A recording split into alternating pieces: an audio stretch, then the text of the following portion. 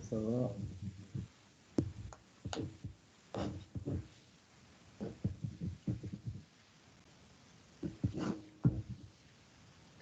Ok, bon, c'est parti. C'est c'est lancé. Donc, bonsoir Célia, bienvenue Bonsoir dans à tous les deux. cette petite interview. Oui, Euh, Tu es la première d'ailleurs qu'on interviewe sur les personnes qui ont réussi à se lancer ou qui sont d'accord. en train de se lancer. Donc, Ok. je vais peut-être te laisser te présenter rapidement, puis après on va se présenter l'un derrière l'autre. Oui, bien sûr. Donc, je suis donc Célia Chaminade et je suis coach professionnel certifié spécialisée en estime de soi et en hypersensibilité. Voilà. Ok, ça marche. Aubin? Moi, c'est Oberdo, ingénieur de formation. Donc, voilà, j'ai laissé tomber ce parcours il y a quelques années. Maintenant, voilà, on accompagne les gens qui veulent aussi faire le pas, changer de domaine. Et pour ça, voilà, on donne différents outils, une forme d'écosystème, une boîte à outils. Ça, on peut dire ça. Ok, ça marche. Ben, moi, pour me présenter rapidement, je m'appelle Valentin, j'ai 27 ans. De formation, je suis vendeur dans toute la partie sport. Voilà. Et puis aujourd'hui, j'ai rejoint le projet depuis près de 2 ans avec Aubin sur Grillage Mind. Voilà. Super. Voilà. Euh, alors du coup, pour commencer, Célia, qu'est-ce qui t'a amené à devenir coach de vie? Alors, comme beaucoup de coachs, je pense, ou de professionnels dans la relation d'aide, c'est vraiment mon expérience personnelle qui m'a amenée là où j'en suis aujourd'hui. Donc, pour expliquer un petit peu brièvement mon parcours, c'est vrai que j'ai beaucoup souffert d'une blessure d'abandon en fait tout au long de ma vie, euh, ce qui a entraîné une faible estime de moi. Et j'ai découvert aussi par la suite que j'étais une personne hypersensible. Et ça a vraiment renforcé un peu le sentiment de décalage vis-à-vis des autres cette sensation de ne pas trouver ma place. Euh, donc voilà, c'est vraiment ces sensations-là qui ont créé vraiment un mal-être en fait un peu croissant, on va dire, chez moi. Et ça m'a fait rentrer dans des schémas un peu au niveau, pardon, au niveau sentimental de dépendance affective parce que j'allais justement chercher de la valorisation, de la reconnaissance chez l'autre, tout ce que je me donnais pas en fait à moi-même. Donc ça a créé ça au niveau sentimental, au niveau professionnel. J'osais pas être moi-même, donc beaucoup de frustration. Et au niveau donc personnel, j'avais des relations assez toxiques, pas harmonieuses. Et je continuais à être dans la suradaptation, surtout vis-à-vis des autres, parce que de la même manière, je voulais pas être rejetée, j'avais peur d'être abandonnée, donc à cause de ces blessures-là. Et du coup, je me suradaptais, j'étais pas moi-même, j'osais pas être qui j'étais et, euh, et faire vivre un peu mon potentiel. Donc ça a créé vraiment une grosse frustration qui a entraîné, euh, notamment au niveau professionnel, parce que j'ai travaillé 10 ans dans le commercial justement pour faire plaisir à mes parents, donc toujours dans le fait plaisir aux autres, dans la suradaptation. Et ça a entraîné vraiment un burn-out au niveau de la santé, beaucoup d'anxiété aussi, comme je disais, à cause de ce mal-être grandissant au niveau personnel, où je savais pas qui j'étais. Et, euh, et ça a entraîné vraiment une maladie chronique en fait sur ma santé. Donc à partir de là, j'ai dit stop. J'ai dit voilà, je vais arrêter de faire passer les autres avant moi. Je vais trouver du sens à ma vie et vraiment reprendre les rênes de ma vie en fait, parce que j'étais en mode victime et j'étais pas en mode actrice de ma vie. Donc c'est pour ça que j'ai essayé plusieurs choses. J'ai vu des psychologues, des hypnothérapeutes. J'ai beaucoup travaillé sur moi pendant plus de 2 ans. Et ça m'a aidé évidemment à m'apaiser, à comprendre des choses. Mais la vraie révélation, ça a été vraiment quand je me suis tournée vers le coaching, déjà au niveau personnel pour travailler sur moi. Mais j'ai découvert surtout que c'était ma mission de vie tout simplement parce que j'avais toujours aimé aider les autres. Et là, dans le coaching, la formation que j'ai suivie spécialisée en neurosciences, ça m'a aidé vraiment à mettre des mots sur les actions que j'avais entreprises auparavant, sur les schémas que j'avais suivis, sur mes peurs, sur mes blocages, sur les croyances que j'avais en fait vis-à-vis de moi, vis-à-vis des autres. Donc ça m'a aidé à comprendre vraiment beaucoup de choses sur moi-même, sur ma relation aux autres, sur ma gestion des émotions. Et donc j'ai vraiment gagné au bout de cette formation beaucoup plus d'estime de moi en fait, parce que ça m'a aidé à comprendre mon potentiel aussi, pas que mes peurs et mes blocages, aussi mon potentiel, mes ressources. Donc j'ai gagné en estime de moi, en sérénité. Et j'ai eu des relations beaucoup plus apaisées à partir du moment où voilà, j'avais travaillé sur moi et sur qui j'étais. Et c'est pour ça qu'aujourd'hui, j'en ai fait vraiment ma mission de vie parce que j'ai envie d'aider les autres à connaître la même transformation que j'ai pu connaître moi-même en fait dans ma vie. J'ai pas envie de garder ça pour moi. Je vois qu'autour de moi qu'il y a beaucoup de gens qui vivent des choses difficiles. Le Covid en a rajouté un peu une couche, donc c'est dur de gérer ses émotions, de se comprendre, de gérer les relations aux autres aujourd'hui. Et c'est pour ça que j'ai créé vraiment des accompagnements spécifiques sur l'hypersensibilité, sur l'estime de soi aussi pour guérir ses blessures. Son enfant intérieur, comme on appelle ça. Et donc, j'ai créé vraiment des accompagnements spécifiques aujourd'hui, un vraiment centré sur l'estime de soi, avec plusieurs volets, notamment un premier volet vraiment sur la relation à soi. On va venir travailler justement sur ses blessures, sur ses croyances par rapport à soi, aux autres, sur justement comment guérir son enfant intérieur. J'ai notamment fait une formation complémentaire justement sur ça, sur comment guérir l'enfant intérieur, qui est la partie de nous qui est blessée en fait et qui est la partie qui va réagir dès ça va nous reconnecter à nos blessures. Donc c'est pour ça que c'est très important de connaître son enfant intérieur, de communiquer avec, de l'apaiser en se centralisant sur à la fois l'enfant intérieur positif, on va dire, l'enfant intérieur triste, en se donnant beaucoup d'amour, en se rassurant aussi et en se focalisant beaucoup sur le présent. Donc on va vraiment venir travailler sur ces blessures-là parce que c'est ça qui empêche d'avoir une bonne estime de soi aujourd'hui. Il y aura un deuxième volet sur la relation aux autres parce que justement, quand on a une faible estime de soi, on a des attentes assez élevées par rapport aux autres et on ne se priorise pas. Donc on va venir travailler sur tout ça. On va avoir un troisième volet vraiment sur la gestion des émotions, sur l'anxiété que ça peut créer, sur le mal-être que ça peut. Et un dernier volet sur vraiment trouver sa mission de vie, redonner du sens à sa vie. Et ça, c'est essentiel vraiment pour booster son estime de soi aujourd'hui. Donc voilà, moi je vais vraiment accompagner ces personnes-là sur ces volets pour vraiment se comprendre, retrouver de l'amour de soi, de la sérénité, avoir des relations saines et épanouies. Et j'ai décliné en fait ce modèle-là sur les thématiques de l'hypersensibilité avec ces mêmes volets, mais bien sûr beaucoup plus accentués sur l'hypersensibilité.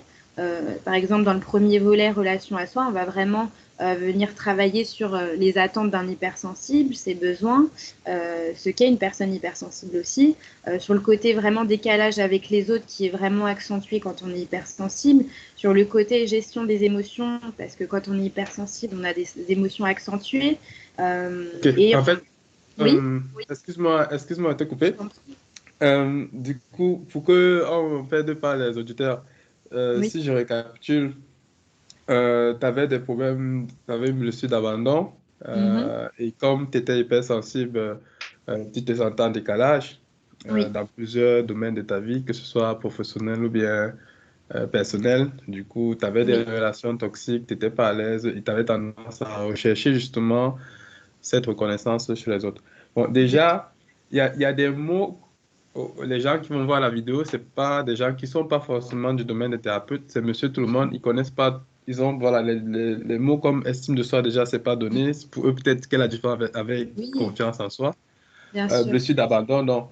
hypersensible. Donc, si tu pouvais déjà un peu nous éclairer là-dessus, qu'est-ce que tu entends par... C'est quoi la différence déjà entre l'estime de soi et la confiance en soi? C'est quoi que tu entends par blessure d'abandon, hypersensibilité? C'est quoi les critères? Et après, peut-être là, on D'accord. déroule là petit à petit. Ok, pas de problème. Je vais revenir sur ces concepts-là, effectivement. Alors, l'estime de soi, c'est un concept un petit peu global qui comprend surtout l'image de soi et l'amour de soi. Donc, l'image de soi, c'est comment on va se percevoir en tant que personne.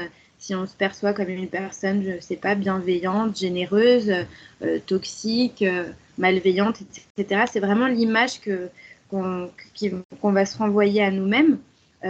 Et l'amour de soi, c'est vraiment l'amour qu'on va se donner à soi-même. Et c'est vrai que souvent, les gens, ils pensent beaucoup à le donner aux autres et pas forcément à eux-mêmes. Donc l'estime de soi, ça va vraiment être surtout ces deux concepts-là. Donc amour de soi, image de soi. Et la confiance en soi, c'est un peu lié, mais c'est encore différent parce que la confiance en soi, elle est surtout liée aux actes, en fait, aux actes qu'on va effectuer, qui vont nous aider à prendre confiance en nous, en passant à l'action, en sortant de notre zone de confort, en essayant des choses. Voilà, c'est vraiment ça qui va venir booster sa confiance en soi. Donc, ça, si c'est... je... re- Oui. Oui. Non, non, Donc, vas-y.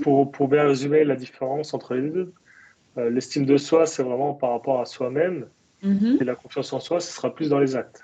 C'est bien ça? Exactement, c'est tout à fait ça. Oui, l'estime de soi, c'est vraiment ce qui est lié à nous en tant qu'être. C'est assez intérieur comme cheminement. Et effectivement, la confiance en soi, c'est beaucoup plus lié aux actes qu'on va faire, donc un petit peu plus au côté extérieur.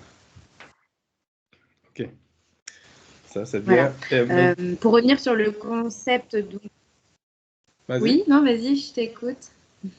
Mais il y avait trois concepts, l'estime de soi, la blessure d'abandon et l'hypersensibilité.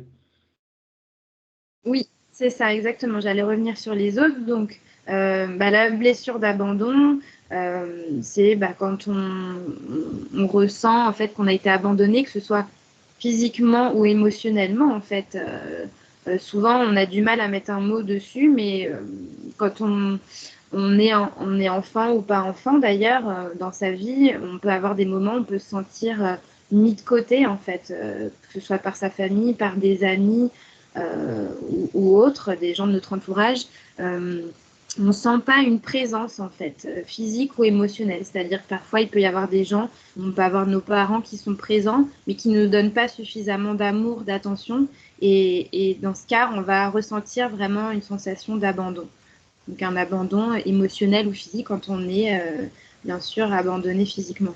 Voilà, c'est ça qui va créer une blessure d'abandon, un manque d'amour, d'affection qu'on va aller rechercher ensuite chez les autres, parce que c'est plus simple d'aller chercher chez les autres que de se le donner soi-même.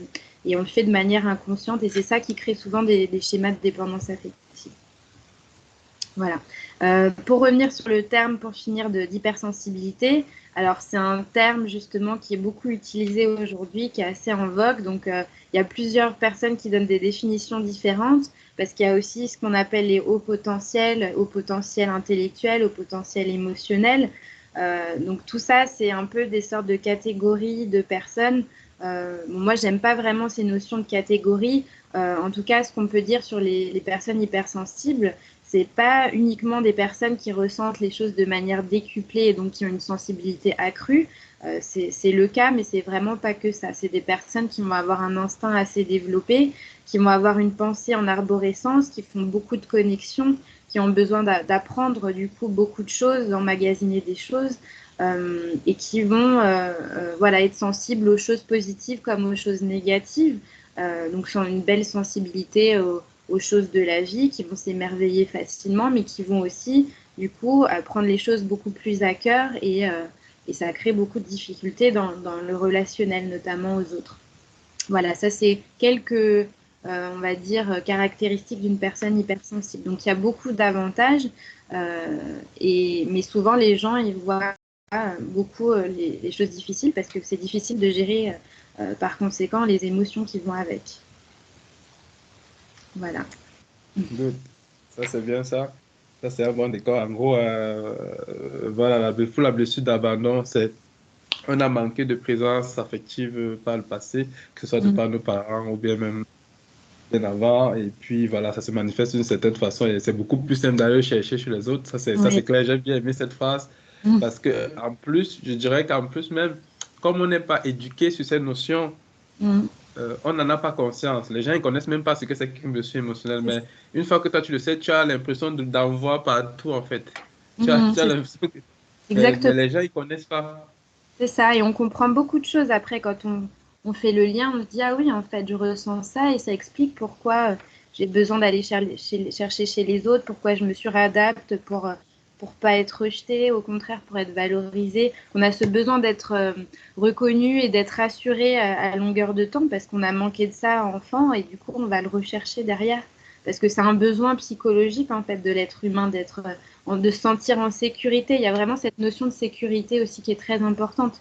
Quand on a une blessure d'abandon, on se sent pas en sécurité et le besoin de sécurité de l'enfant, c'est un besoin primaire en fait, d'avoir à manger, de se sentir en sécurité. Donc ça, c'est des besoins qui sont fondamentaux et si on ne les a pas quand on est enfant, bah, ça crée des blessures très importantes ensuite dans la vie d'adulte. Ok, ok, ok. Et effectivement. Et en plus, j'ajouterais qu'on veut du coup plaire à tout le monde.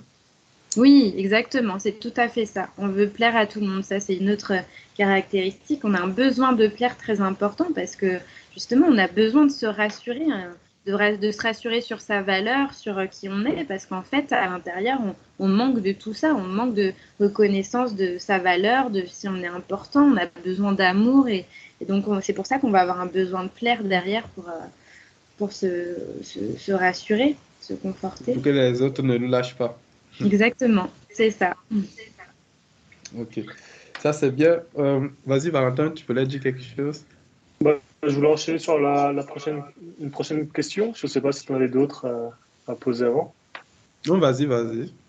Alors, ma question, c'était euh, par rapport à la sophrologie, Mhm. qu'est-ce qu'apporte un coach de vie que la sophrologie n'apporte pas? Quelle est la différence?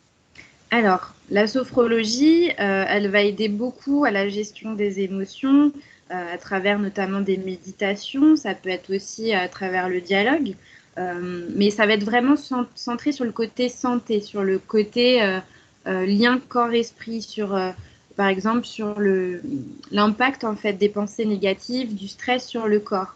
Donc, le sophrologue va vraiment chercher à apaiser le corps par des techniques de respiration encore une fois des méditations plus ou moins longues.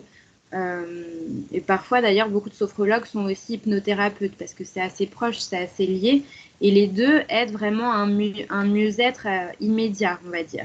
La différence avec le coach, c'est que il va travailler en même temps sur les blessures du passé, mais il va surtout aider à passer à l'action, en fait. Donc, c'est pas du tout la même approche.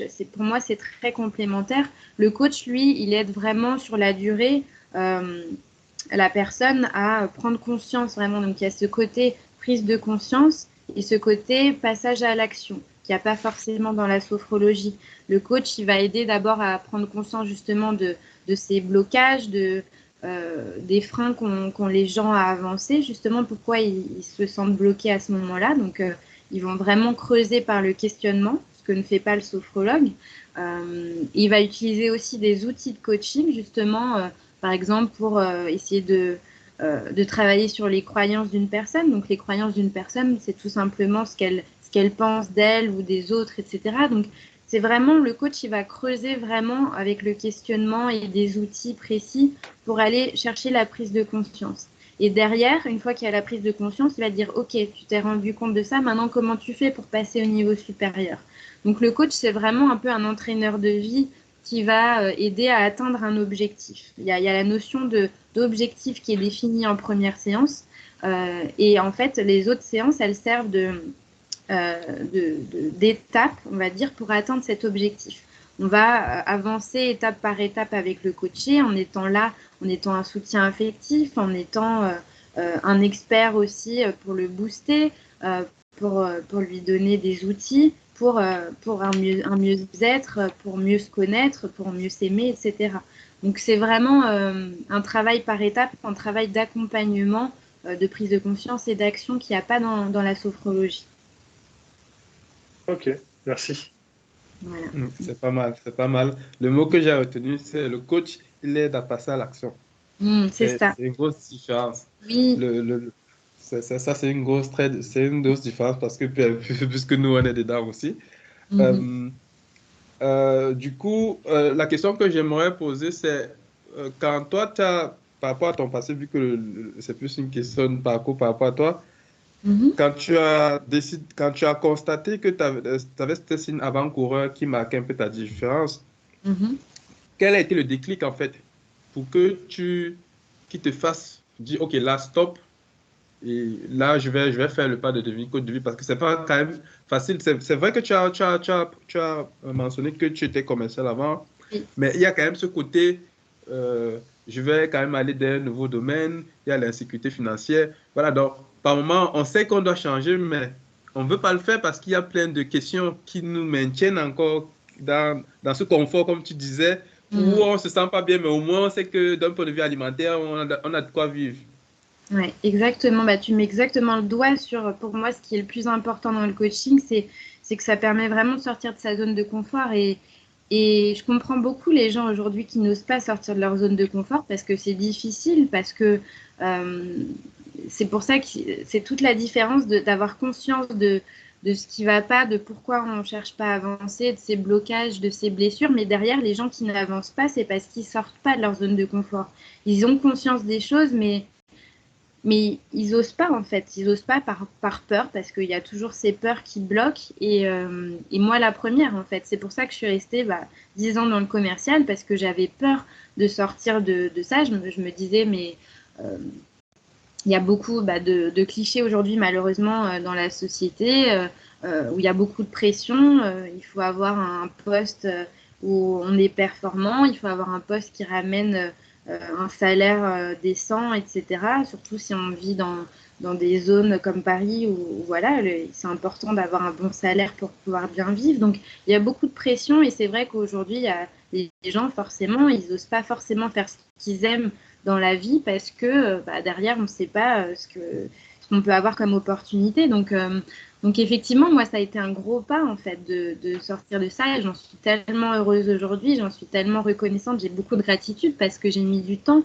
Et par rapport à ce déclic, je pense que c'est vraiment le fait que j'ai eu cette maladie chronique, que j'ai eu un burn-out. En fait, j'ai eu plein d'alertes, en fait, plein d'effets avant-coureurs qui ont fait qu'avec l'accumulation, au bout d'un moment, quand vraiment j'ai été malade pendant assez longtemps, pendant 9 mois, où je pouvais presque pas bouger, j'étais alitée, etc., je me suis dit, je me suis jamais vue comme ça. Et si à 34 ans, enfin là, à l'époque, j'avais 32 ans, si à 32 ans, je suis déjà comme ça à cause du travail ou parce que je suis pas moi-même, c'est quand même dommage. Enfin, c'est même plus que dommage, c'est du gâchis. Pour moi, on est là pour exprimer qui on est, pour faire ce qu'on aime. C'est ça la vie. J'ai mis du temps à le comprendre. Au début, la vie, pour moi, c'était un pilote automatique où on fait les choses parce qu'il faut les faire, parce que c'est bien, parce qu'on va gagner de l'argent, parce qu'on va montrer aux autres qu'on a réussi sa vie en ayant un bon poste, en ayant un bon salaire. Pour moi, c'était ça la vie. Parce que c'est ce qu'on m'avait inculqué. C'est les schémas qu'on m'avait inculqués, que mes parents, que la société m'avait inculqués. Et j'ai mis du temps, en fait, à comprendre. Mais c'est en ayant un mal-être grandissant, parce que justement, en tant qu'hypersensible, c'est encore plus difficile de cacher ses émotions, parce qu'elles sont vraiment décuplées. Donc, je pense que dans un sens, ça a été une chance d'être hypersensible, parce que je pouvais pas supporter, je pouvais supporter peut-être encore moins que certaines personnes le mal-être que je vivais, les émotions que je vivais. Elle me rendait littéralement malade hein, pour le coup. Donc, je me suis dit, c'est pas possible de rester dans un métier qui ne me convient pas. Alors, j'ai appris plein de choses et j'en suis reconnaissante, mais je n'étais pas alignée avec qui j'étais. Et aujourd'hui, même si effectivement, il y a plus de risques financiers parce que j'ai monté mon entreprise et ça, je l'aurais jamais imaginé parce que j'étais pas du tout dans l'autonomie, dans la prise d'initiative justement. Et c'est pour ça que le coaching a été vraiment un déclic parce que ça m'a appris à être autonome, à reprendre, comme je disais, le contrôle de ma vie, à reprendre les rênes. Et à partir de ce moment-là, je me suis dit, je suis capable, j'ai envie d'aider les autres. J'ai pas envie de voir les gens errer pendant des années comme j'ai pu le faire, à être mal, à avoir des burn-out, des dépressions. Moi, c'est pour ça que c'est ma mission de vie. Je supporte pas de voir les gens comme ça, malheureux et vivre des situations comme j'ai pu le vivre. Et il y a besoin de prise de conscience pour ça. Donc, c'est dommage d'attendre d'être malade pour avoir ces prises de conscience. Donc, moi, ça a été mon cas. Mais si je peux aider les autres à pas en arriver là pour changer, pour sortir de leur zone de confort et pour s'aimer et prendre confiance en eux, bah, je veux en être, en fait. Je veux que ce soit ma mission de vie. Voilà, donc c'est pour ça que pour moi, il faut transcender un peu parfois ces peurs, peur de l'inconnu, peur de l'insécurité financière ou d'autres peurs d'ailleurs. Si on est déterminé, si on sait que c'est ce qui nous rendra heureux, il faut oser en fait. Et je n'osais pas. Et maintenant, aujourd'hui, en tout cas, je sais que chaque jour, je suis heureuse de faire ce métier-là. Je rencontre des gens formidables et je suis heureuse de les aider à aller à une étape supérieure, à mieux se connaître, à mieux s'aimer. Pour moi, c'est ça la vie. Il y a une transmission, il y a quelque chose qui se passe. Donc voilà, pour moi, c'est plus important en tout cas que la sécurité financière qui ne rend pas forcément épanouie derrière. Ça, c'est bien ça. Tu as dit beaucoup de choses très poignantes. Ça me faisait aussi penser à mon expérience. Ce que j'ai un peu retenu, ce que tu as dit, c'est qu'en gros, tu as accumulé beaucoup de douleurs. Tu as eu des signes avant-coureurs bien avant, parce que 10 ans quand même, c'est long. Ouais. Moi, particulièrement, déjà à 5 ans, j'avais déjà 10 ans, non, je peux imaginer. Et en plus, tu étais commercial. Donc, en plus, c'est un domaine où on demande trop de pression, trop de résultats. C'est pas un bon domaine pour un hypersensible. Non, pas du tout, pas du tout. C'est ce qu'ils disent d'ailleurs, que c'est pas le bon domaine du tout, non. Non, parce qu'en plus, les valeurs ne sont pas forcément les tiennes. Donc voilà, Non, bref, tu as vraiment accumulé. Et finalement, c'est une maladie chronique. Mais, en tout cas, tu as atteint un pic de douleur. C'est ça qui t'a dit que voilà, tu fais le pas parce que finalement, c'est bien beau d'avoir cette sécurité financière, mais si c'est pour te retrouver scotché et ne plus reconnaître, ça ne valait pas le coup. Maintenant, tu as parlé des peurs. Et en fait, j'avais une question parce qu'il y a des moments où nous, on rencontre des gens, tu vois, tu sais qu'ils ont un potentiel, tu vois le potentiel en eux, Oui. mais eux, ils ne voient pas. Oui. Toi, tu le vois dès le premier jour, mais eux, ils sont focalisés sur la sécurité financière. Comment je vais faire ceci? Ils paniquent au bout de 3 mois. Et si je sors, ils sont dans l'anxiété. Et là, tu veux, comment est-ce que tu fais, du coup, toi, pour faire prendre conscience à quelqu'un de son potentiel, parce qu'au finalement, tout l'enjeu se fait là. Si la personne prend conscience de son potentiel, ça peut peser, ça peut plus peser par rapport au risque qu'elle entrevoit. Comment est-ce que toi, tu procèdes? Oui, exactement. Bah, c'est tout à fait juste. Et c'est vrai que c'est frustrant dans notre métier, dans un sens, c'est frustrant de voir qu'il y a beaucoup de gens qui ont un énorme potentiel, mais qui n'osent pas justement prendre des risques pour l'exploiter et pour même le faire exploser, pour briller. Mais justement, c'est là où, en tout cas dans mon rôle de coach, je ne dois pas être dans le conseil. Je ne dois pas être là à dire, vous avez du potentiel. Il faut l'aider à s'en rendre compte, à ce qu'il s'en rende compte lui-même. Donc, pour ça, il y a différents outils. Justement, on va venir travailler justement sur, c'est beaucoup lié à la notion de croyance dont je parlais tout à l'heure, c'est-à-dire ce qu'il pense de lui, pourquoi il pense qu'il n'est pas capable d'eux, et qu'est-ce qui lui fait penser? Est-ce qu'il y a des preuves qui lui font penser que, et souvent, bien souvent, il n'y a pas de preuves réelles qui montrent que la personne, elle n'est pas légitime, elle n'est pas capable d'eux. Souvent, c'est lié justement à ses croyances que des personnes dans son entourage lui ont mis consciemment ou inconsciemment dans la tête, que la société lui a mis, la pression des choses, etc., qui font que la personne, elle ne se sent pas capable, alors qu'effectivement, elle a de l'or dans les doigts ou elle a plein de talents, justement. Et donc, c'est là tout l'intérêt de faire du coaching pour se rendre compte de son potentiel. Donc, en lui posant tout simplement les questions. C'est vraiment avec le questionnement, encore une fois, en le remettant face à ses incohérences, en fait. Une des façons de faire, c'est de mettre la personne face à ses incohérences. Encore une fois, pourquoi tu ne te sens pas capable aujourd'hui? Est-ce qu'il y a des personnes dans ton entourage qui quand tu leur dis ça, elles pensent la même chose que toi. Et souvent, ils disent, bah non, tout le monde pense que je suis capable, tout le monde pense que j'ai énormément de talent. Donc, pourquoi toi, tu ne penses que tu n'as pas de talent, en fait? Donc, à force de lui poser ce genre de questions, et avec différents outils aussi sur les croyances dans le coaching, bah, la personne, elle réalise en fait qu'elle s'auto-sabote, en fait, qu'elle pense qu'elle n'a pas de talent, mais c'est du sabotage, parce que c'est ce qu'elle croit, c'est ce qu'elle a dans sa tête, mais la réalité, elle est tout autre.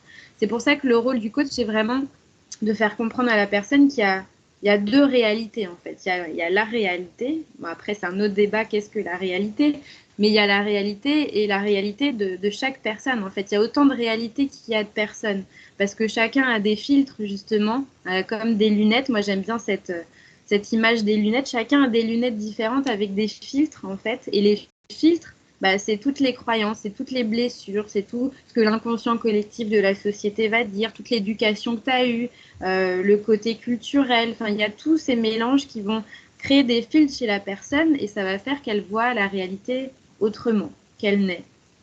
Et c'est à partir de là, en lui faisant comprendre tout ça, qu'elle va se dire, en fait, je me sens pas capable, mais en fait, j'ai le potentiel depuis le début et en fait, c'est moi qui crois ça. C'est mes blessures qui parlent, en fait. C'est mon enfant intérieur qui a besoin d'être sécurisé, mais en fait, j'ai tout le potentiel pour avancer, pour monter ma société, pour aider les autres, pour aller vers les projets que j'ai envie de faire. Donc, c'est là tout un cheminement, en fait, avec le questionnement toujours, pour l'aider à se remettre en question, à être face à ses incohérences, à ses croyances. Et c'est là tout le travail par étapes du coaching, pour vraiment qu'elle se dise à la fin de l'accompagnement, en fait, oui, merci, j'ai réalisé tout le potentiel que j'avais en moi, toutes les ressources, et en fait, je suis quelqu'un de fort et de brillant, et j'ai envie de briller aujourd'hui, j'ai plus envie de laisser ça dans l'ombre. Voilà. C'est très bien expliqué. Je pense que beaucoup de personnes vont se retrouver dans ce discours, surtout la partie sur les incohérences, qui finalement, les incohérences, on ne les voit pas. C'est difficile de les détecter soi-même. Oui. C'est bien c'est que soit quand on écrit, soit quand on discute avec quelqu'un, qu'elles deviennent évidentes. J'avais une autre question toujours liée à cet aspect de la sécurité financière, parce que c'est un des gros points de vue, en fait, du changement. En gros, ce que tu as expliqué, c'est en gros, les gens ont du mal à démarrer. Parce qu'ils ont des incohérences, ils ont des croyances limitantes. OK. Oui. Et du coup, le rôle du coach, c'est de lui faire prendre conscience que ces croyances limitantes ne sont pas fondées. Oui. Maintenant, ça, c'est pour le démarrage. Mais à côté, il y a aussi l'arrivée. C'est que si on prend par exemple le cas de l'entrepreneuriat, les statistiques montrent que beaucoup de personnes la plupart des personnes ne réussissent pas dans l'entrepreneuriat. Donc, ça, c'est un fait. Donc, du coup, quand tu vas avoir quelqu'un qui va lui dire, ouais, tu as le potentiel, mon tête, il va te dire, oui, mais qu'est-ce qui me garantit? Je vais peut-être démarrer parce que j'ai du potentiel, tout ça, mais qu'est-ce qui me garantit que je vais arriver? Parce que être entrepreneur, c'est pas comme le GPS. Bien pas sûr. une destination finale qui. Donc, comment tu fais en fait quand quelqu'un te pose cette objection? Bah justement, derrière, c'est toujours la même histoire de sortie de zone de confort. Déjà, au niveau de la garantie, on ne peut jamais avoir des garanties, que ce soit dans les relations sentimentales, dans les relations professionnelles. On n'a jamais de garantie du résultat quand on se met avec quelqu'un, quand on essaie un nouveau travail, on ne sait jamais ce que ça va donner derrière. Et dans ce cas, c'est encore une fois l'équilibre peur et prise de risque, parce que si on est trop vers les peurs, bah, on aura toujours plus de ce qu'on a déjà. Alors on ne peut pas se plaindre, on sera juste là où on est aujourd'hui, et c'est OK, ça ne veut pas dire que c'est pas bien. Mais si on espère plus, il faut forcément à partir d'un moment prendre des risques. Et prendre des risques, forcément, ça veut dire qu'on peut aller vers l'échec ou qu'on peut aussi aller vers la réussite. Donc, il ne faut pas avoir peur de l'échec. Et ça, c'est encore un autre point. Parce que oui, si on a peur de l'échec, et c'est normal, et ben forcément, si on se focalise sur l'échec, il y a de fortes chances qu'on échoue. Parce que, encore une fois, ça, c'est toute une notion de loi d'attraction. Quand on vibre des choses négatives, on a en général des choses négatives. Quand on se met en position de victime, on va vers des relations toxiques. C'est assez mathématique et c'est souvent le cas. Et c'est la même chose pour tout le reste dans la vie. Si on se dit qu'on ne gagnera jamais d'argent, bah, il y a de fortes chances que ce soit le cas. Et justement, tous les exemples de personnes, là, puisqu'on parle d'argent, toutes les personnes qui gagnent beaucoup d'argent aujourd'hui, un moment dans leur vie, est-ce qu'ils avaient vraiment quelque chose de différent d'autres personnes, par exemple, ou les célébrités qui réussissent aujourd'hui? Il y en a plein qui ont beaucoup plus de talent que certaines célébrités ou que certains millionnaires qui avaient des bonnes idées, mais à un moment donné, ils ont osé en fait. Ils se sont dit, je vais réussir à tout prix, je veux gagner de l'argent, je veux être célèbre. Et ben, il y a beaucoup de gens du coup qui ont réussi parce qu'ils vibraient tout ça en fait.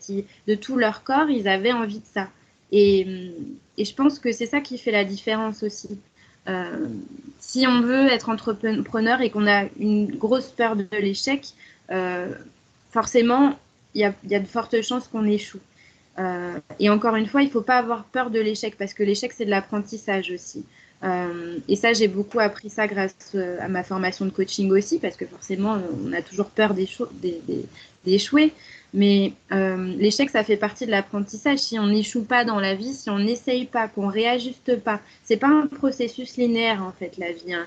C'est vraiment des hauts et des bas et je travaille sur ça aussi dans mes formations de coaching, dans mes accompagnements sur le côté changement parce qu'on a plusieurs changements dans la vie et on apprend grâce aux échecs justement. On se dit ok j'ai échoué mais pourquoi et comment je peux réajuster pour passer au niveau supérieur. C'est ça les questions qu'il faut se poser dans la vie. Donc si on a ça dans la tête, on aura beaucoup moins peur de l'échec parce qu'au pire des cas, l'échec, ce sera quoi? Ce sera un apprentissage. Donc c'est pour ça que pour moi, c'est une question d'état d'esprit. On parle beaucoup de mindset aujourd'hui en version américaine, mais c'est vraiment ça. Je pense que les entrepreneurs, c'est pour ça qu'on insiste sur le côté mindset. Ils ont un mindset puissant qui est tourné vers l'apprentissage, vers le positivisme. Pour moi, ils échouent pas parce que quoi qu'il se passe, on apprend beaucoup sur le chemin. Donc même si demain, même pour moi, ma société, je ne le souhaite pas, je croise les doigts, mais si elle ne fonctionne pas autant que je le voudrais, quoi qu'il arrive, j'aurais appris des choses sur le chemin. Maintenant, je vais tout faire pour qu'elle fonctionne. Il faut s'en donner les moyens aussi. Il faut oser investir en soi, investir dans des expertises qu'on n'a pas forcément, oser se remettre en question, oser sortir des sentiers battus, oser essayer des choses qu'on n'avait pas imaginées, oser trouver des partenaires. Il faut oser, en fait, tout simplement. Et après, on voit le résultat et on tire un apprentissage du résultat. Nickel, nickel. Il y a beaucoup de bonnes choses que j'ai notées. Le premier point, c'est en gros, si tu as peur, si tu veux une garantie, déjà les garanties, ça n'existe nulle part. Tu ne rentres pas dans une relation de couple en disant garantis-moi que ça va marcher jusqu'à la fin de nos jours. Je pense que si tu cherches ça, tu vois, ouais, je pense que c'est. Bon, tu ne rentres pas. Maintenant, par rapport à l'entrepreneuriat et tout, de façon générale, trouver sa mission, puisque c'est toujours une démarche entrepreneuriale, hein, c'est naviguer dans l'inconnu. Ouais. Ben, bizarrement, le paradoxe, c'est beaucoup de personnes veulent la finalité. Comme tu disais, tu as pris l'exemple de beaucoup de millionnaires, tout ça. Je ne vais même pas prendre, j'aime bien dire les professionnels de la performance. Oui. C'est vrai qu'ils ont tout ça aujourd'hui, mais ils ont fait combien d'années avant d'arriver là? Ils ont charbonné. Tu n'étais pas là pour les voir quand ils charbonnaient. Donc, ils ont eu leur casserole comme toi, comme moi, comme tout le monde. Donc, c'est pour ça qu'on fait ce genre d'entretien, pour dire en fait que tout ne se passe pas à l'arrivée. Tout se passe là sur le chemin. Malheureusement, les codes de la société aujourd'hui font que finalement, on voit que ceux qui sont déjà de l'autre côté de la barrière, on ne voit pas l'envers du décor et surtout, on ne veut pas voir. Exactement, c'est tout à fait ça. C'est vraiment ça. On ne veut pas voir. Ouais, c'est exactement ça. Bah, là, juste pour illustrer, je sais plus, je crois que c'est Walt Disney. On lui a refusé, je sais plus combien de films j'avais lu avant qu'il puisse percer. Et c'est le cas pour plein d'autres acteurs, chanteurs. On leur a fermé la porte une centaine, 200 fois et plus avant qu'ils puissent percer. Donc, c'est pour ça que je disais que l'échec, en fait, ça leur a permis de monter toujours plus haut au final. Donc, il n'y a pas d'échec en tant que tel. Je pense que c'est toujours de l'apprentissage, quoi qu'il arrive. Et qui a besoin de ça, de naviguer, de cheminer avant d'arriver là où on a envie d'être. C'est pas, tu l'as bien dit, c'est pas un parcours linéaire. Et je pense que c'est parce que aussi ça contraste beaucoup avec ce que l'école nous apprend. À l'école, on ne t'encourage pas à faire des erreurs, on veut que tu aies la bonne note du premier coup. exactement. Tu vois? C'est vrai. Donc, tu grandis dans un environnement où on te fait croire, en théorie, vu que c'est sur des papiers que tu traites des problèmes, tu n'es pas dans la vraie vie, que tu peux tout résoudre et que tu peux, rien que dans ta tête, trouver des solutions. Et moi, le premier, c'est moi le premier, je suis mon parcours, là, le premier truc qui m'a vraiment freiné, je parle des années, c'est parce que j'avais des problèmes et au lieu de me questionner et d'aller sur le terrain, par exemple, interroger les gens, je créais des scénarios. Et je disais, ah ouais, le scénario Mm. là, il n'est pas bien. J'allais de scénario en scénario. Pourtant, j'étais dans l'illusion.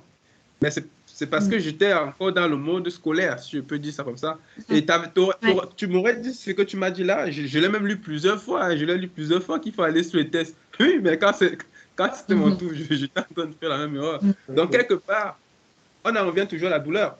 C'est Ouais. toujours la douleur qui m'a fait me déconnecter de certaines croyances, malheureusement.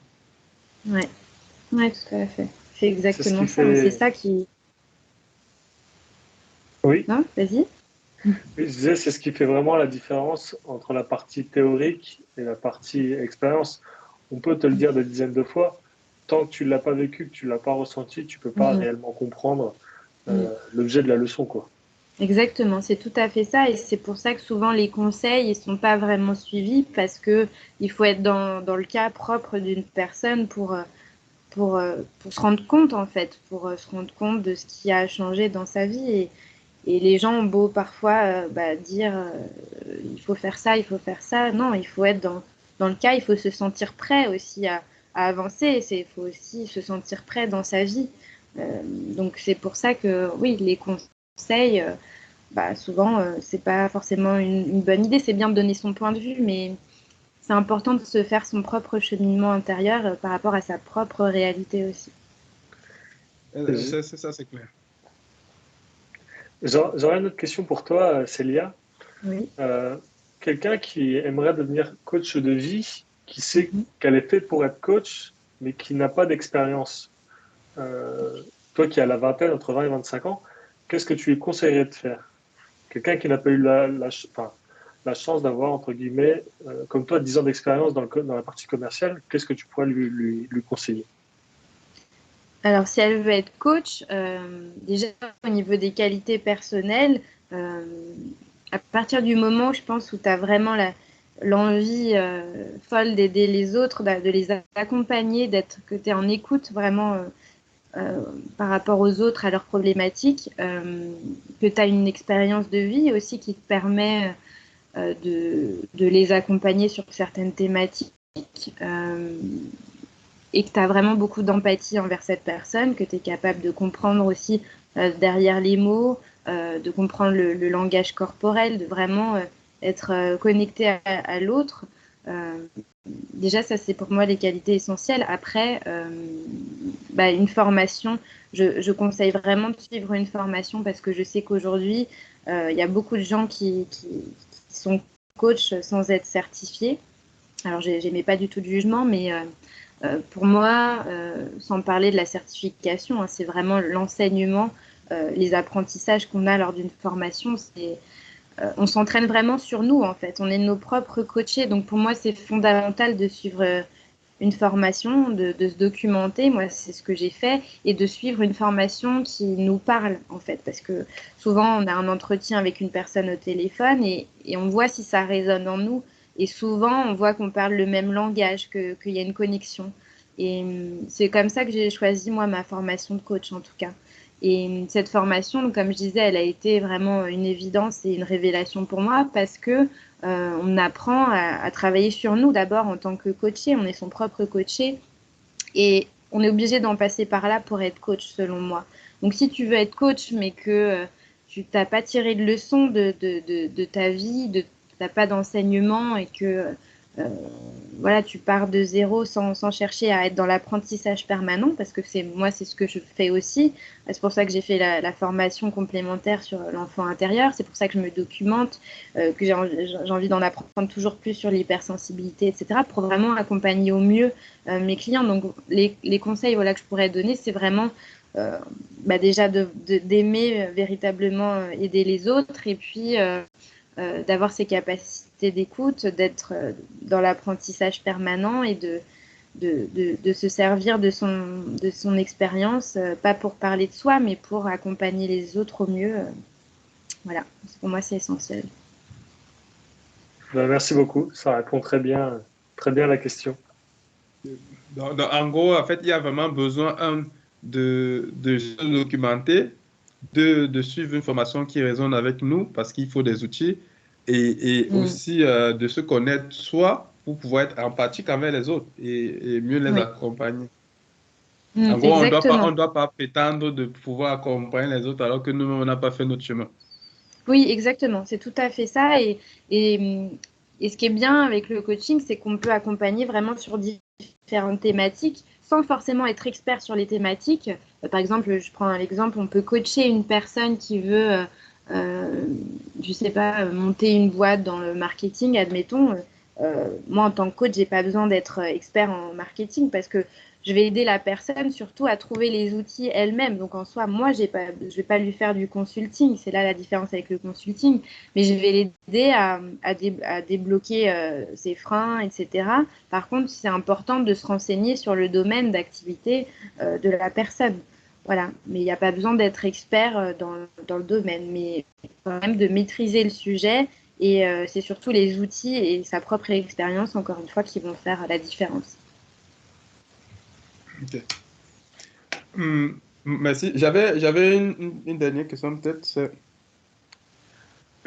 Si quelqu'un devait se lancer aussi, en tant que coach, les gens là qui vont voir la vidéo, On t'entend plus beaucoup. Moi? Oui. Tu m'entends? Une petite baisse. Oui. Oui, le son a baissé. Et là? Et là, ça va? C'est beaucoup mieux. Oui. Bon, peut-être c'est ma voix qui était partie. Je disais que si quelqu'un nous écoute maintenant et peut-être il est en train de travailler, il sent déjà les signes d'alerte que ça ne va pas.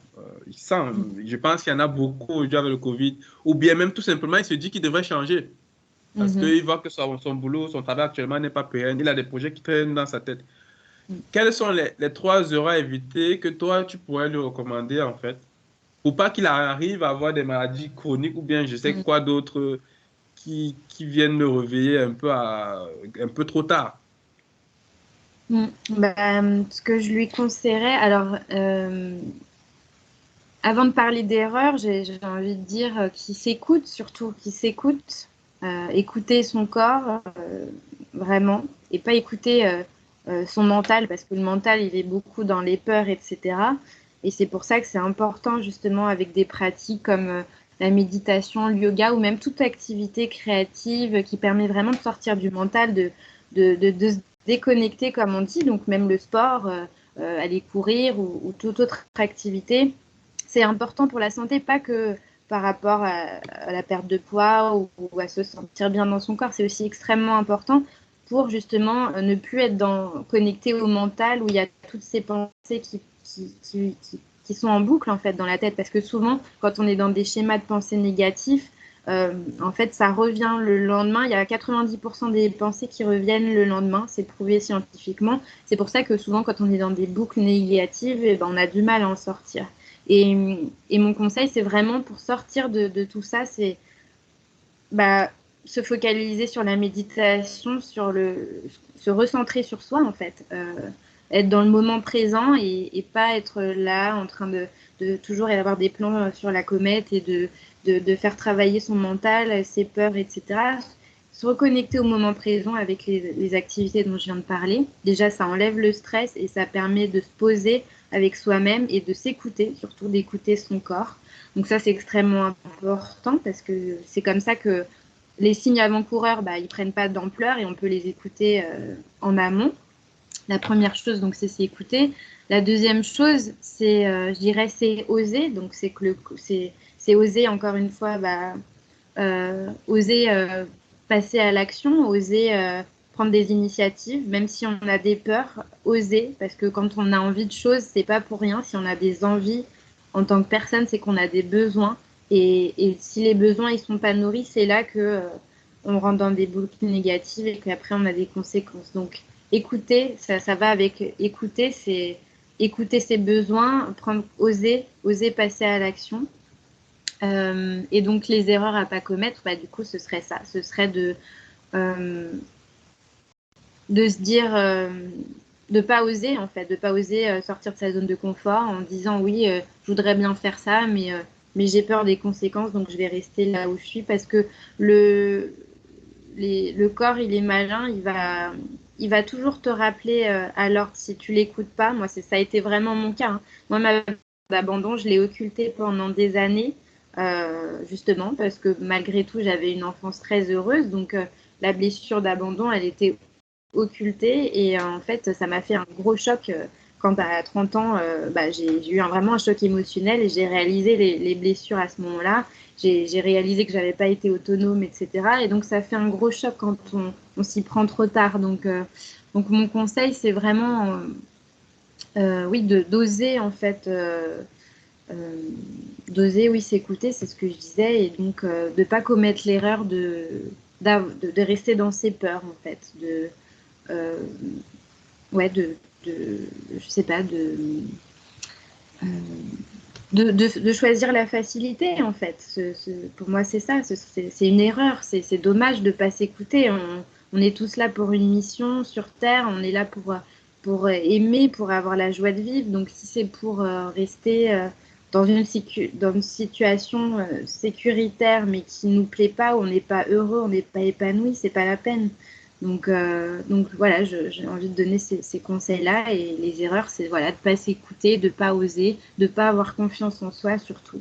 Euh, et de ne pas oser investir en soi. Parce que ça, pour moi, c'était la meilleure chose de ma vie. Et beaucoup de gens se disent, voilà, travailler sur soi, c'est bien beau, mais à côté de ça, il faut travailler. À côté de soi, ça, il y a plein de choses à faire. Oui, il y a plein de choses à faire, mais soi, c'est quand même le plus important. On passe toute sa vie avec soi-même. Donc, si on n'investit pas en soi, on investit en quoi, en fait? Donc, pour moi, les erreurs, ce serait ça. De ne pas oser investir en soi, de ne pas avoir confiance en soi, de ne pas oser et de rester dans sa zone de confort. Ok, Voilà. merci. Donc, j'espère que le message est passé et que au moins ça, c'est mieux une graine. C'est ça l'important. C'est mieux une graine. C'est comme un travail d'agriculteur. Ouais. Et puis voilà, la prise de conscience se fera selon le niveau d'avancement de chacun. Je ne sais pas si Valentin avait une autre question, sinon je vais peut-être résumer avant que on ne Non, clôture. pour moi, il y a beaucoup de choses qui ont été dites pendant cette heure. Merci beaucoup, en tout cas, à toi, Célia, d'être là pour partager ton expérience. Et puis, je vais laisser Aubin conclure. Ok. Nickel. Bon, c'est juste un résumé pour que voilà, les autres puissent se rappeler en quelques mots qu'est-ce qu'on a dit à quel fil conducteur. Donc voilà, de ce que j'ai retenu, c'est que ben, de base, tu étais commercial et que tu avais une blessure, tu es hypersensible. Tu avais une blessure d'abandon qui faisait que finalement, ben, tu voulais surtout aussi adapter en essayant de trouver l'affection que tu n'as pas eu par le passé chez les autres, que ce soit au travail et tout. En plus, étant hypersensible, ben, tu n'étais pas comme les autres, tu étais différent, tu étais en décalage et ça enfonçait encore le clou. Ton estime de soi, c'était pas trop ça. Mais malheureusement, tu t'es pas écouté très tôt et du coup, il a fallu que tu aies une maladie chronique, que le corps te parle en disant, ah, madame, attention, attention, je suis là. Et finalement, tu t'es dit, bon, ok, on va faire le pas. Ça n'a pas été facile, mais du coup, tu as pu le faire et du coup, tu as pu faire une formation qui était en alignement avec ce que tu voulais, avec tes passions, le développement personnel et tout. Et aujourd'hui, tu veux, en tout cas, ta mission à toi, c'est d'aider les autres à se lancer sur leur chemin. Donc ça, c'était pour le début. Donc, ensuite, ce que j'ai compris, c'est que en matière de coaching, il y a une grosse différence entre être coach et être sophrologue, par exemple, être thérapeute. C'est que toi, tu vas beaucoup jouer autant sur les prises de conscience que sur le passage à l'action.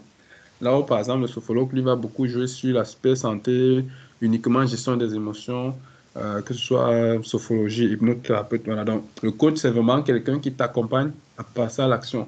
Donc, la prise de conscience n'est qu'une étape intermédiaire pour que tu passes à l'action. Et que le coach n'a pas nécessairement l'obligation d'être expert sur la thématique. Il peut t'aider à condition que se documente, voilà. Et ça, c'est un bon point. Donc, ça, c'était pour la différence vraiment de qu'est-ce que tu fais en tant que coach.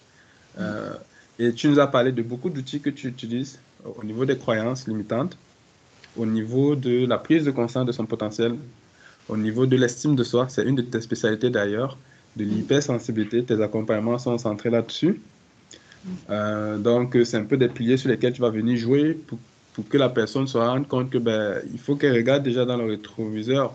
Il y a des choses qu'elle a oubliées, qu'il faut qu'elle travaille dessus. Et une fois qu'elle travaille dessus, ben maintenant, on peut regarder devant en disant vers où on va et on essaie de poser des actes.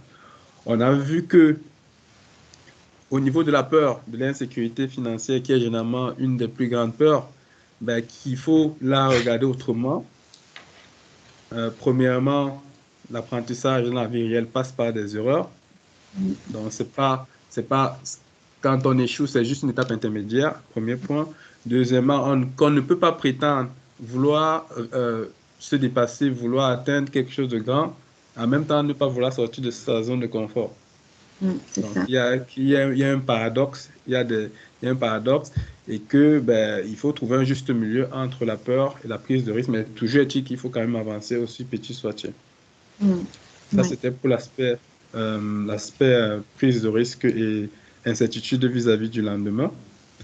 Maintenant, pour ceux qui nous écouteraient là et qui souhaiteraient faire le pas, mais qui hésitent justement parce qu'il y a des alertes, ils ne sont pas encore prêts, on a vu que idéalement ils devraient, s'écouter d'abord, s'écouter quelle est leur douleur, qu'est-ce que leur corps leur dit, pas qu'est-ce que leur mental leur dit. Ensuite, oser aussi, petit à petit, qu'est-ce qu'ils peuvent prendre comme action dans la direction du changement. Peut-être c'est une formation qu'ils peuvent prendre pour un début, peut-être c'est de te voir toi déjà, de te contacter. C'est une action, c'est aussi petite soit-elle, c'est quand même une action. Et Ouais. enfin, ben, de faire ce qu'il y a à faire, quoi, d'aller. Ouais, exactement. Tu as très bien Bon, résumé. Très, très bien résumé tout ça. C'est tout à fait ça. j'ai Ouais. fait que dire ce que tu avais dit, c'est pas. Mm. C'est pour. Il est très fort pour résumer les choses. Oui, je vois ça, un bon esprit de synthèse. Ah non, mais c'est vrai en plus, parce qu'il y a eu beaucoup de choses qui se sont dites quand même, donc on peut s'y perdre quand même. Mais non. Parle Merci, bas. merci, merci. Donc, merci beaucoup à toi. On t'invitera une autre fois. On est heureux pour des thématiques beaucoup plus précises cette fois-ci. Là, c'était Ouais. vraiment planter le décor général. Et puis, sur ce, ben, je dis merci à tout le monde d'être là. Merci à vous aussi. C'était vraiment un grand plaisir d'assister à cette petite visio pour la première fois avec vous et d'avoir vos retours aussi par rapport à ce que je disais, d'avoir vos avis, vos expériences aussi. C'est toujours enrichissant, je pense. Plus il y a d'avis, plus c'est enrichissant. Donc voilà, c'était vraiment un grand plaisir pour moi et j'espère pouvoir refaire voilà, des visios avec vous, échanger sur des nouvelles thématiques, voilà, avec grand, grand plaisir. C'est noté. On n'oubliera Euh, pas. Nickel. Une question pour ne pas oublier. Comment on fait pour te contacter? Là, si quelqu'un il voit la vidéo, comment il fait pour... Tu as un numéro de téléphone, tu as un site, tu as... Oui, oui, bien sûr. Alors, mon site, là, il va être ouvert, là, je pense, dans 10 jours à peu près. Donc, le site, je vous le donne déjà. Donc, c'est www.aspirecoaching.fr. C'est le nom de ma société, donc Aspire Coaching. Donc, vous pouvez la trouver sur Google en tapant Aspire Coaching. Hein. Je suis la seule en France à avoir ce nom de société. Il y en a qui ont ce nom, mais à l'étranger. Donc, vous verrez. Autrement, vous pouvez me trouver aussi sur Facebook en tapant aussi Aspire Coaching. Autrement, je peux vous donner mon numéro de téléphone. Hein. Vous pouvez me contacter avec grand plaisir pour faire un premier rendez-vous de bilan. Moi, j'offre toujours un rendez-vous de bilan pour discuter de la problématique. Donc c'est gratuit et puis comme ça on voit si vous voulez être accompagné par la suite. Donc mon numéro c'est le 06 60 19 03 63. Et Ok. mon adresse mail au cas où aussi c'est contact@aspirecoaching.com. Bon, les gars, vous avez zéro excuse maintenant. Vous avez tout le nécessaire pour contacter Célia. Et puis, vous serez entre de bonnes mains Oui. pour le bilan. Je me permets, je rectifie, c'est aspirecoaching.fr, pardon. C'est contact@aspirecoaching.fr. Voilà. Ça marche. Bon, merci. Merci beaucoup Merci pour tout beaucoup et et puis je vous souhaite une bonne soirée. une bonne soirée, encore une belle année, pleine de belles choses, j'espère, d'épanouissement pour tout le monde et pour les gens qui regardent aussi. Je leur souhaite vraiment ça, c'est tellement important. Et beaucoup, beaucoup d'amour, de santé dans les temps qui courent, c'est encore plus important, je pense. Donc, Ouais. prenez soin de vous tous et je vous dis à bientôt. À bientôt. Ciao. À bientôt.